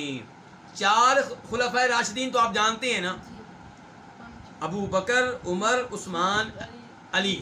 یہ 4 ہو گئے خلفائے راشدین. 5ویں نمبر پہ ہمارے خلیفہ راشد کون ہے؟ جناب حسن. 6 نمبر پہ خلیفہ راشد کون ہے؟ جناب امیر معاویہ. تو 6 خلیفہ راشد جو ہمارے امیر معاویہ، انہوں نے جناب عمر فاروق کا یہ گھر خریدا اور پیسے دیے. وہ پیسے پھر عبداللہ بن عمر نے لے کر جناب عمر فاروق کا کیا ادا کیا؟ قرضہ. تو اس لیے اس گھر کا نام پھر کیا ہوا؟ دار قضاء دین عمر، جناب عمر کے قرضے کی ادائیگی والا گھر.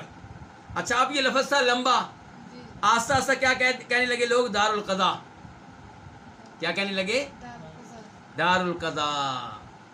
یہ ایسے ہی ہے جیسے پہلے کہا کرتے تھے جناب ابو بکر کو خلیفۃ رسول اللہ، نبی علیہ الصلوۃ والسلام کے جانشین. پھر جناب عمر فاروق خلیفہ بنے تو کیا کہتے تھے؟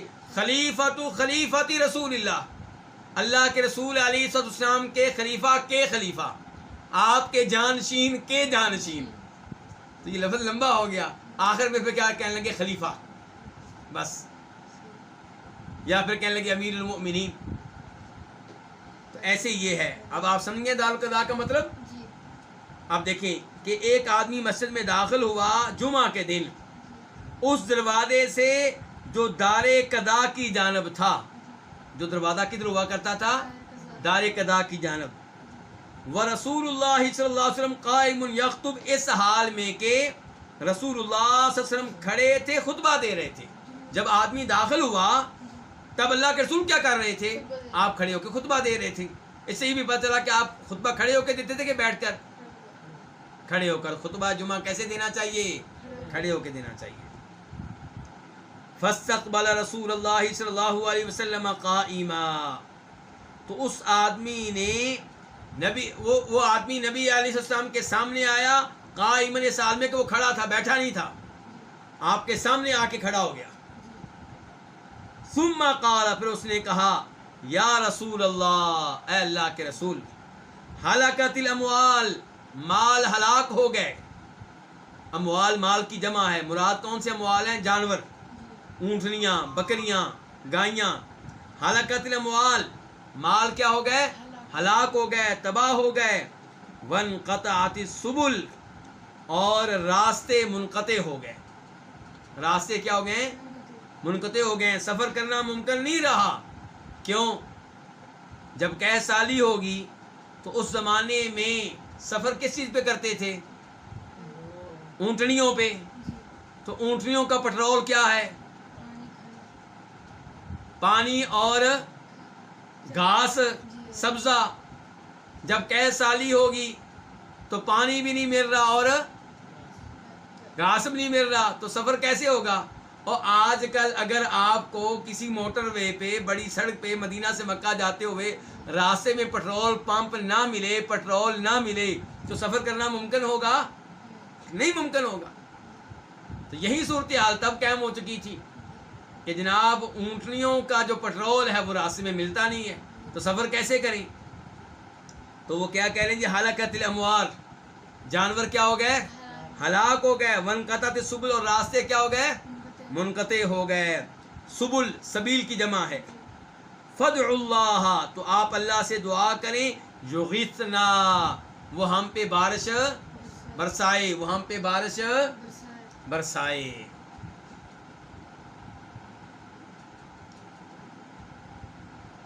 اس آدمی نے براہ راست اللہ سے دعا نہیں کی، وسیلہ اختیار کیا ہے. کس کا وسیلہ؟ آپ علیہ السلام کا وسیلہ اختیار کیا ہے. آپ کی ذات کا وسیلہ، آپ کی جا کا وسیلہ، یا آپ کی دعا کا وسیلہ؟ بولیے ذرا. آپ کی دعا کا وسیلہ اختیار کیا ہے. زندہ نبی سے درخواست کی ہے کہ آپ دعا کریں. اللہ سے یہ نہیں کہا کہ اے اللہ میں تجھ سے دعا کرتا ہوں کہ اپنے نبی کے صدقے، ان کے طفیل ہم پہ بارش برسا. تو آپ کی ذات کا، آپ کی شان کا، آپ کی جا کا، آپ کی عزت کا، آپ کے مقام و مرتبہ کا اللہ کو واسطہ وسیلہ نہیں دیا، بلکہ اللہ کے رسول سے درخواست کی ہے کہ اللہ کے رسول ہمارے لیے دعا کریں. اور صحابہ کرام کا یہی معمول تھا کہ آپ سے دعائیں کرایا کرتے تھے. اور جب آپ فوت ہو گئے، جناب عمر فاروق کے زمانے میں قحط سالی ہوئی، تو پھر وہ کیا کرتے تھے؟ آپ کے چچا عباس رضی اللہ عنہ کو میدان میں لے کر جاتے، ان سے دعا کروایا کرتے تھے، ان کو وسیلہ بناتے تھے. جیسے پہلے وسیلہ کس کو بناتے تھے؟ اللہ کے رسول کو. تو اللہ کے رسول صلی اللہ علیہ وسلم کی ذات کو وسیلہ بناتے تھے کہ آپ کی دعا کو. ایسے ہی جب آپ کے چچا کو وسیلہ بنایا تو ان کی ذات کو یا دعا کو؟ دعا کو. اور اس سے یہ بھی پتا چلا کہ وسیلہ زندہ کا ہوگا کہ فوت شدہ کا. اگر فوت شدہ کا وسیلہ ممکن ہوتا تو پھر وہ باہر میدان میں جانے کی بجائے آپ کی قبر کے پاس جمع ہوتے صحابہ کرام جناب عمر فاروق کی قیادت میں، اور اللہ تعالیٰ سے کہتے اے اللہ اپنے نبی کے طفیل ان کے صدقے ہم پہ بارش برسا. لیکن انہوں نے آپ کی ذات کا وسیلہ نہیں دیا، آپ کی سنت پہ عمل کیا، آپ کے طریقے پہ عمل کیا، اور آپ کے زندہ چچا کو میدان میں لے کر گئے اور ان سے دعا کروائی. تو فضل اللہ، اللہ سے دعا کریں. یغیثنا، وہ ہم پہ بارش برسائے. فرفع رسول اللہ صلی اللہ علیہ وسلم یدیہ، تو نبی علیہ الصلوۃ والسلام نے اپنے دونوں ہاتھ کیا کیے؟ بلند کیے، اٹھائے. کس کام کے لیے؟ دعا کے لیے. آپ نے اپنے دونوں ہاتھ اٹھائے کس کے لیے؟ دعا کے لیے. اور بخاری شریف کی ایک اور روایت میں آتا ہے کہ لوگوں نے بھی اپنے ہاتھ آپ کے ساتھ اٹھا دیے، وہ بھی دعا کر رہے تھے. تو اس سے پتہ چلا، یہ نوٹ کیجئے گا مسئلہ، اس سے پتہ چلا خطیب خطبہ جمعہ میں بارش کی جب دعا کرے گا وہ ہاتھ اٹھائے اور لوگ بھی ہاتھ اٹھائیں. یہ ہے سنت طریقہ.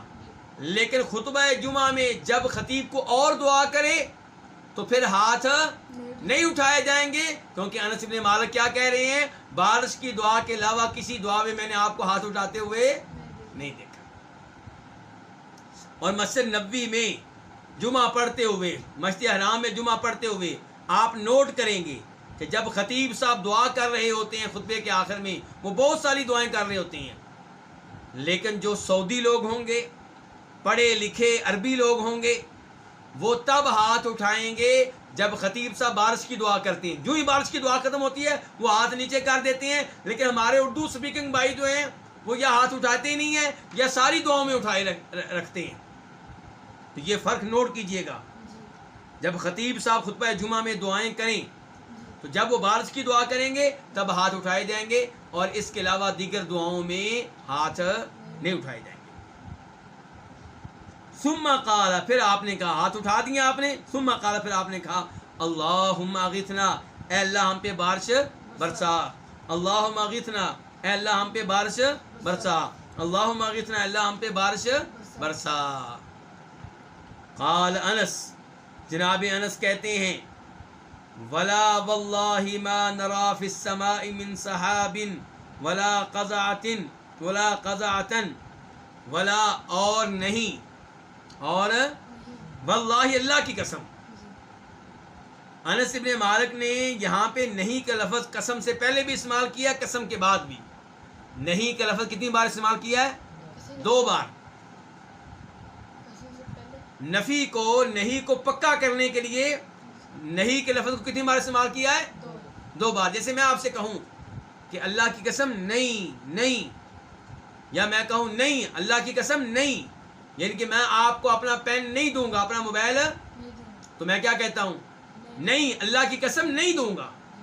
یہی اندازہ یہاں پہ دیکھیے, کہتے ہیں ولا واللہ, اور نہیں اللہ کی قسم, ما نرا, ہم نہیں دیکھ رہے تھے, فی السماء, آسمانوں میں, من سحاب, کوئی بھی بادل, ولا قزعۃ, اور نہ ہی بادل کا کوئی ٹکڑا.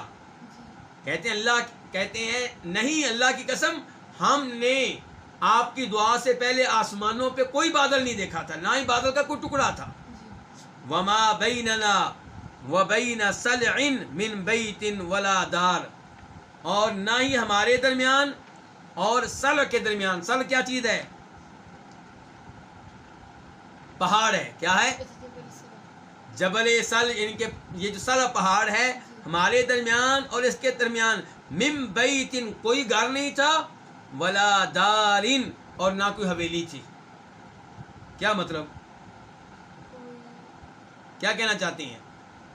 کہنا چاہتے ہیں کہ ہم آپ کو بتا رہے ہیں کہ آسمانوں پہ کوئی بادل نہیں تھے, اور ہو سکتا ہے کسی کے ذہن میں آئے کہ آپ نے تھوڑا سا دیکھا ہوگا اور باقی آسمان آپ کو نظر نہیں آیا ہوگا کیونکہ آگے ایک پہاڑ تھا یا کوئی غار تھے. وہ کہتے ہیں نا جی نا, سل پہاڑ جو مسجد نبوی سے کتنا دور تھا, اس زمانے میں دور تھا, آج کل تو ایسے لگتا ہے جیسے قریب ہے, وہ کتنا دور ہے, اس پہاڑ اور مسجد کے درمیان کوئی غار نہیں تھا, کوئی حویلی نہیں تھی کہ جس کے پیچھے بادل چھپ سکیں, جس کے پیچھے بادل. کہنا چاہتے ہیں انس بن مالک میں کہ پکی بات کر رہا ہوں کہ کوئی بادل نہیں تھے, نہ بادلوں کا کوئی ٹکڑا تھا. اچھا جی, اب آپ کہیں گے ہمیں بتائیں کہ جبل سل کون سا ہے؟ اور ویسے سل کہتے ہو مجھے ذرا مشکل پیش آ رہی ہے, عربی میں اس کا نام سل ہی ہے, اردو والے ہمارے بھائی کیا کہتے ہیں؟ صلا, تو وہ کہنا ویسے آسان ہو جاتا ہے. تو بہرحال یہ جو پہاڑ ہے جبل سل, یہ کہاں پہ ہے؟ چلیں جی, آپ سب لوگوں نے جو میرا درس سن رہے ہیں, 7 مساجد تو دیکھی ہوں گی, 7 چھوٹی چھوٹی مسجدیں, 7 چھوٹی چھوٹی مسجدیں دیکھی ہیں نا آپ لوگوں نے. مسجد سلمان فارسی ہے جی یہ, اور یہ مسجد عمر ہے جی, یہ مسجد فاطمہ ہے جی. جہاں آج کل سعودی حکومت نے بڑی مسجد قائم کر دی جس کو کیا کہتے ہیں؟ مسجد خندق. جس مسجد کو کیا کہتے ہیں؟ مسجد, بڑی مسجد قائم کر دی ہے, مسجد خندق. یہ مسجد خندق اور وہ چھوٹی چھوٹی مسجدیں, یہ اسی پہاڑ کے ساتھ ہے نا. مسجد خندق کے ساتھ جو پہاڑ ہے اور یہ چھوٹی چھوٹی جو مسجدیں ہیں، یہ پہاڑ کون سا؟ جبل سل ہے۔ اب جبل سل جو ہے یہ بڑا پہاڑ ہے، تو اس کی بیک سائڈ پہ مسجد خندق چھوٹی چھوٹی مسجدیں ہیں، اور اس کی وہ سائڈ جو مسجد نبوی کو لگتی ہے وہ میں آپ کو کیسے بتاؤں؟ وہ آپ کو میں ایسے بتاؤں گا کہ اللہ آپ کا بھلا کرے، آپ جب مسجد نبوی سے نکلیں اس دروازے سے جس دروازے کے قریب زمزم ملتا ہے گھر میں لے جانے کے لیے، لوگ زمزم بھرتے ہیں کہاں لے جانے کے لیے؟ گھر لے جانے کے لیے، تو وہ گیٹ آپ کے ذہن میں آ گیا ہوگا، اور جس سے باہر نکلیں تو سقیفہ بنی ساعدہ بھی ہے، وہاں پہ کہربا کا اسٹیشن بھی ہے، بجلی اسٹیشن ہے وہاں پہ، اور سقیفہ بنی ساعدہ ہے کہ جہاں پہ جناب ابوبکر صدیق کی بیعت ہوئی تھی، تو اس جانب سے آپ باہر نکلیں تو آگے کیا آ جائیں گے؟ ہوٹل آ جائیں گے، تو 3-4 ہوٹل آپ کراس کریں گے تو پھر وہ سڑک آ جائے گی، کیا آ جائے گی؟ مین سڑک آ جائے گی، تو مین سڑک کے بالکل ساتھ جو پہاڑ ہے وہ جبل سل ہے، وہ کیا ہے؟ جبل سل ہے۔ تو یہ کہہ رہے ہیں انس بن مالک رضی اللہ عنہ کہ ہمارے درمیان اور اس پہاڑ کے درمیان نہ کوئی گھر تھا ولا دار، نہ کوئی حویلی تھی۔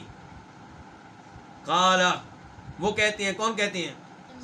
انس بن مالک کہتے ہیں فطلعت من ورائه سحابۃ مثل الترس، تو فطلعت تو ظاہر ہوا، من ورائی اس کے پیچھے سے، کس کے پیچھے سے؟ اس پہاڑ کے پیچھے سے، سحابۃ ایک بادل، مثل الترسی ڈھال کی طرح، ڈھال کی طرح گول سا ایک بادل، گہرا بادل، وہ نمودار ہوا، ظاہر ہوا، یعنی کہ آپ کی دعا کے بعد۔ فلما توسطت السماء، جب وہ آسمانوں کے درمیان میں آ گیا، سینٹر میں آ گیا، تو انتشرت، پھر وہ کیا ہو گیا؟ پھیل گیا، پھر وہ بادل کیا ہو گیا؟ ثم امطرت، پھر اس نے بارش برسائی، پھر اس نے کیا کی؟ بارش برسائی۔ فلا واللہ ما رأینا الشمس ستا، پس نہیں، اللہ کی قسم نہیں ہم نے دیکھا سورج کو، ستن، کتنے دن؟ 6 دن۔ یہاں پہ بھی 2 دفعہ انہوں نے نہیں کہا ہے، یعنی کہ نہیں، اللہ کی قسم ہم نے 6 دن تک سورج کو، کیا دعا قبول ہوئی ہے ہمارے نبی علیہ الصلوۃ والسلام کی کہ 6 دن تک سورج نظر نہیں آیا۔ ثم دخل رجل من ذلك الباب، پھر ایک آدمی داخل ہوا، من ذلك الباب، اسی دروازے سے، فی الجمعاتی، جمعہ کے دن، یعنی الثانیہ، وہ مراد لے رہے تھے کون؟ انس بن مالک مراد لے رہے تھے الثانیہ، دوسرا جمعہ، یعنی کہ اگلا جمعہ آ گیا، تو اسی دروازے سے ایک آدمی داخل ہوا، ورسول اللہ صلی اللہ علیہ وسلم قائم یخطب، جب کہ رسول اللہ صلی اللہ علیہ وسلم قائم کھڑے تھے، یخطب خطبہ دے رہے تھے، فاستقبلہ قائما، تو وہ آپ کے سامنے آ گیا، قائم نے سال میں کہ وہ آدمی کھڑا تھا، آپ کے سامنے آ گیا اور بیٹھا نہیں تھا بلکہ کھڑا تھا۔ فقالت، اس نے کہا، یا رسول اللہ، اے اللہ کے رسول، ہلاکت الاموال، جانور ہلاک ہو گئے۔ اچھا، پہلے کیوں ہلاک ہو رہے تھے؟ گھاس نہیں ملتا تھا، پانی نہیں ملتا تھا، سبزہ نہیں ملتا تھا، اب کیوں ہلاک ہو رہے ہیں؟ اب سیلاب کی وجہ سے، پانی کی وجہ سے ڈوب رہے ہیں۔ وانقطعت السبل، اور راستے کیا ہو گئے ہیں؟ منقطع ہو گئے ہیں۔ اب کیوں منقطع ہو گئے ہیں جی؟ آپ سفر کرنا اس لیے ممکن نہیں ہے کہ پانی پانی ہے۔ فدعوا اللہ، تو آپ اللہ سے دعا کریں، یمسکھا، کہ وہ اس بارش کو روک لے، عنا، ہم سے، یہ نہیں کہا کہ بارش کو پکا روک لے، بلکہ ہم سے روک لے کہ ہمیں اب ضرورت نہیں۔ قال، راوی کہتے ہیں، وہ کون ہے؟ انس بن مالک رضی اللہ تعالیٰ عنہ، فرفع رسول اللہ صلی اللہ علیہ وسلم یدیہ، تو رسول اللہ صلی اللہ علیہ وسلم نے اپنے دونوں ہاتھ اٹھا دیے، پہلے ہاتھ اٹھائے تھے بارش کی دعا کے لیے، اب بارش روکنے کے لیے، تو ہاتھ اٹھانے کا تعلق پھر کس دعا سے ہوا؟ بارش کی دعا سے، چاہے لینے کی دعا ہو چاہے رکنے کی دعا ہو۔ ثم قال، پھر آپ نے کہا، اللہم اے اللہ حوالینا ہمارے ارد گرد، کیا مطلب؟ بارش برسا ہمارے ارد گرد، ولا علینا اور ہم پہ نہ برسا۔ یہ ہے دعا کا ادب، دعا کا طریقہ۔ اللہ کی رحمت ہے بارش، آپ یہ نہ کہیں کہ یا اللہ بالکل نہ برسا، کیا کہیں کہ یا اللہ ہمارے ارد گرد برسا، ولا علینا اور ہمارے اوپر نہ برسا۔ اللہم اے اللہ علی الاکامی ٹیلوں پہ، کہاں پہ بارش برسا؟ ٹیلوں پہ، والزرابی اور چھوٹے چھوٹے پہاڑوں پہ، وبطون الاودیاتی اور وادیوں کے اندر، میدانوں کے اندر، ومنابت الشجری اور درختوں کے اگنے کے مقامات پہ، جہاں پہ باغات ہوتے ہیں، درخت ہوتے ہیں، کھجوریں اگ رہی ہیں یا اور دیگر باغ ہیں، یا اللہ وہاں پہ جہاں بارش کی ضرورت ہے وہاں پہ۔ تو اللہم اے اللہ علی الاکامی ٹیلوں پہ، والذرابی چھوٹے چھوٹے پہاڑوں پہ، وبطون الاودیاتی اور وادیوں کے اندر، ومنابت الشجری اور درختوں کے اگنے کی جگہوں پہ۔ قال راوی کہتے ہیں کون؟ انس بن مالک، فاقلعت تو بارش رک گئی، بارش رک گئی، وخرجنا نمشی فی الشمس اور ہم دھوپ میں چلنے لگے۔ پہلے بھی آپ کی دعا فوراً قبول ہوئی، بارش کی امید نہیں تھی، کوئی بادل نہیں تھا، بادل کا ٹکڑا بھی نہیں تھا، اچانک بادل آیا، خوب برسا اور 6 دن برستا ہی رہا۔ اور اب جب آپ نے دعا کی کہ بارش رک جائے تو اتنی جلدی دعا قبول ہوئی کہ جب ہم جمعے کی نماز کے بعد مسجد سے نکلے تو ہم چل رہے تھے بارش میں نہیں بلکہ دھوپ میں۔ قال شریک کہتے ہیں، شریک کون ہے؟ شریک بن عبداللہ جناب انس بن مالک سے اس حدیث کو لینے والے، یہ شریک راوی کہتے ہیں جنہوں نے اس حدیث کو جناب انس بن مالک سے سنا ہے۔ وہ کہتے ہیں سألت انس بن مالک، میں نے جناب انس بن مالک سے سوال کیا، اہو الرجل الاول، کیا یہ پہلا آدمی تھا؟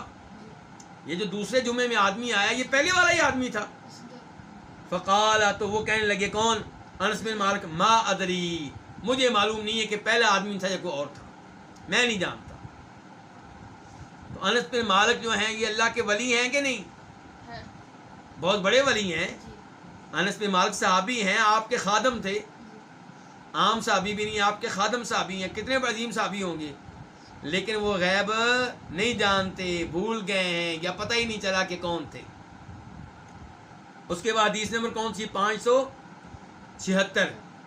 اچھا، اب اس حدیث میں جو ابھی ہم نے پڑھی ہے، کیا بارش کے لیے نماز کا تذکرہ ہے؟ نہیں۔ اس کا مطلب یہ ہے کہ نبی علیہ السلام نے بارش کی دعا کے لیے 2 طریقے اختیار کیے ہیں۔ ایک یہ کہ سب لوگ جو ہیں مدینہ سے باہر نکلیں، میدان میں آئیں، وہاں پہ 2 رکعتیں ادا کریں، اللہ سے دعا کریں، امام چادر تبدیل کرے اور اللہ کے سامنے رویا جائے، گڑگڑایا جائے تاکہ اللہ تعالیٰ رحم فرمائے، بارش نازل کر۔ دوسرا طریقہ یہ ہے کہ خطبہ جمعہ وغیرہ ہو رہا ہے تو اس میں دعا کر لی جائے۔ اور اس حدیث سے بھی پتہ چلا کہ خطیب صاحب جب خطبہ دے رہے ہوں تو ان سے کوئی مقتدی گفتگو کر سکتا ہے۔ اگر امام صاحب اجازت دے دیں تو آپس میں 2 آدمیوں کو خطبہ جمعہ میں گفتگو کرنے کی اجازت، بلکہ اتنی سختی ہے کہ اگر آپ کسی گفتگو کرنے والے سے کہتے ہیں چپ ہو جاؤ تو یہ بھی غلط ہے۔ اشارے سے آپ کہہ سکتے ہیں چپ ہو جاؤ، لیکن منہ سے نہیں کہیں گے چپ ہو جاؤ۔ لیکن خطیب صاحب اور مقتدی یہ آپس میں گفتگو کر سکتے ہیں۔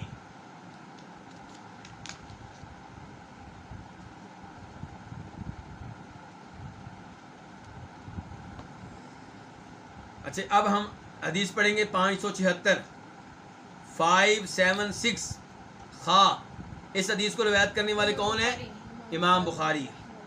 عن انس، روایت ہے کس سے؟ جناب انس بن مالک سے، ان عمر بن الخطاب رضی اللہ عنہ کان اذا قحطوا استسقى بالعباس بن عبد المطلب، کہ بے شک عمر بن خطاب رضی اللہ تعالیٰ عنہ کان اذا قحطوا، جب وہ لوگ قحط سالی کا شکار ہوتے، کون؟ ان کے زمانے میں، جناب عمر فاروق کے زمانے میں جب لوگ صحابہ کرام تابعین قحط سالی کا شکار ہوتے تو کانا استسقى بالعباس، اذا قحطوا کو تھوڑا سا الگ کر دیں کہ اذا کہا تو جب قحط سالی ہوتی، جب وہ قحط سالی میں مبتلا ہوتے، تو ان عمر بن خطاب کان استسقا، تو عمر بن خطاب جو تھے استسقا وہ بارش طلب کیا کرتے تھے، استسقا بالعباس بن عبد المطلب، عباس بن عبد المطلب کے وسیلے سے. کس کے وسیلے سے؟ عباس بن مطلب، یعنی کہ آپ کے چچا عباس کو وسیلہ بناتے تھے. اچھا اب سوال پیدا ہوگا، جناب عباس کی ذات کو وسیلہ بناتے تھے یا ان کی دعا کو؟ ان کی دعا کو، کیونکہ پچھلی حدیث میں ہم پڑھ چکے ہیں کہ صحابہ کرام جب نبی علیہ السلام کے پاس آتے تھے تو آپ کی دعا کو وسیلہ بناتے تھے. اور مزید تائید اگلے الفاظ سے ہو جائے گی، آپ دیکھیے. فقالا، تو وہ کہتے، کون کہتے؟ عمر فاروق کہتے اللہم، اے اللہ، انا کننا نتوسل الیک بنبینا، کہ بے شک ہم تیری طرف وسیلہ بنایا کرتے تھے، بنبینا، اپنے نبی کو، فتسقینا، تو ہم پہ بارش نازل کیا کرتا تھا. لو جی اب میرا آپ سے سوال ہے کہ صحابہ کرام نبی علیہ السلام کو بارش کی دعا میں وسیلہ کیسے بناتے تھے؟ ان سے دعا کرواتے تھے یا اللہ تعالیٰ سے کہتے تھے اے اللہ تجھے تیرے نبی کے چہرے کا وسیلہ یا ذات کا وسیلہ یا مقام کا وسیلہ کیا کرتے تھے؟ آپ سے دعا کروایا کرتے تھے.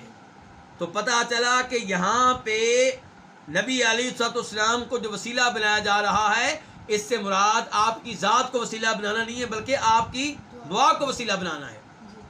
لوگ کہتے ہیں لو جی تم تعویل کر رہے ہو، دعا کا تو تذکرہ ہی نہیں ہے. ہم کہتے ہیں دوسری حدیث کو ساتھ ملا لیں.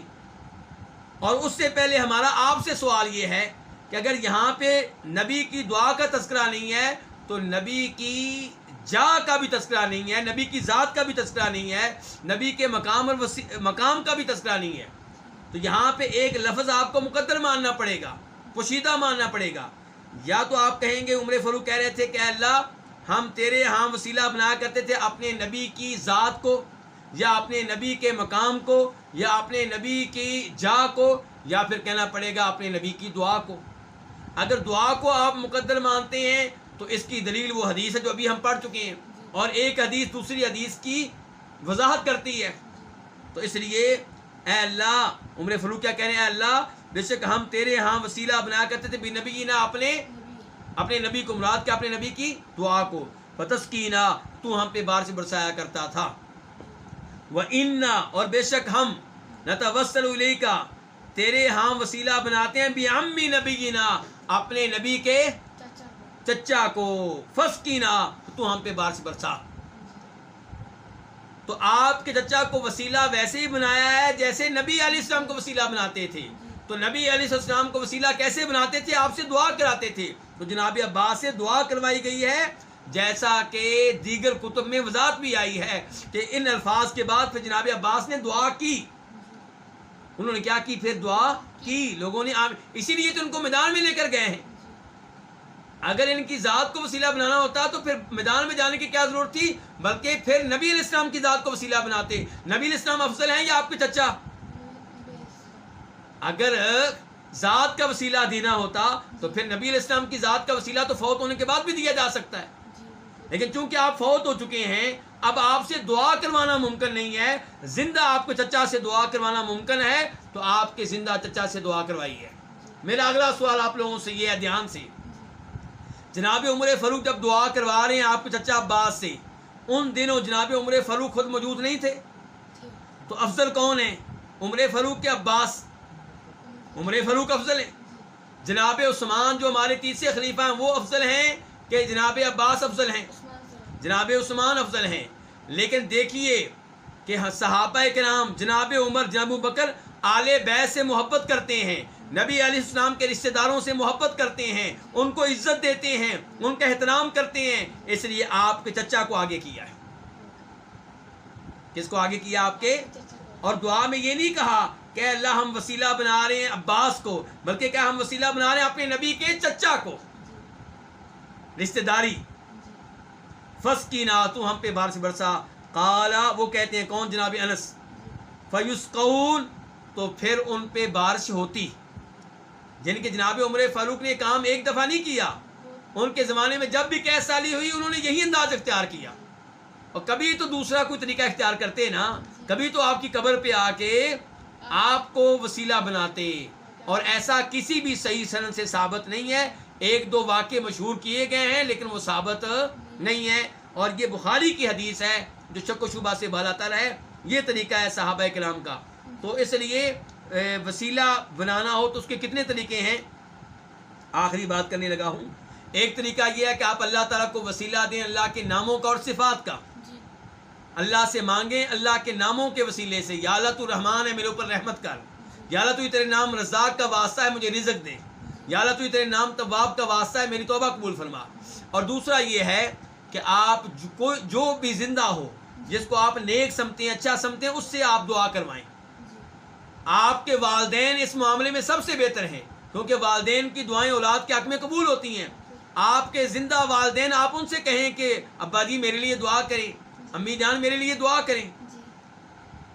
اور تیسرے نمبر پہ کیا طریقہ ہے کہ اپنے نیک عمل کو وسیلہ بنانا، جیسے ان 3 لوگوں نے جو غار میں پھنس گئے تھے جن کی حدیث صحیح بخاری میں آتی ہے، انہوں نے غار میں اپنے نیک عمل کو اللہ کے سامنے بطور وسیلہ پیش کیا تھا، تو اپنے نیک عمل کو بطور وسیلہ پیش کر سکتے ہیں۔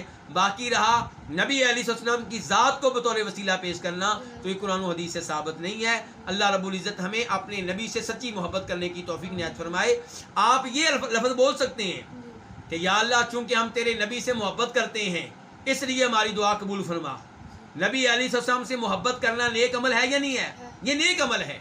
تو نبی علیہ السلام کی ذات کا وسیلہ دینا ثابت نہیں ہے، لیکن آپ سے محبت کرنا چونکہ نیک عمل ہے تو اللہ تعالیٰ سے کہہ سکتے ہیں کہ اللہ تیرے نبی پہ ہم ایمان لائے ہیں یا تیرے نبی سے محبت کرتے ہیں، یا اللہ اس لیے ہماری دعا قبول فرما۔ اللہ تعالیٰ ہم سب کی دعائیں قبول فرمائے، ہماری پریشانیاں دور فرمائے۔ اللہ تعالیٰ ہم سب کو صحیح معنوں میں علم لینے کی توفیق عنایت فرمائے۔ وآخر دعوانا الحمدللہ رب العالمین۔